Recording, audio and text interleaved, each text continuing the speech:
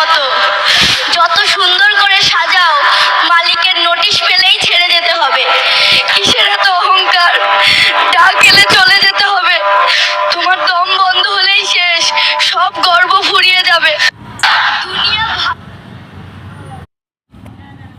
পকেটে টাকা না থাকলে প্রিয় মানুষটাও তোমাকে অযোগ্য বলে অন্যের হাত ধরে চলে যেতে পারে।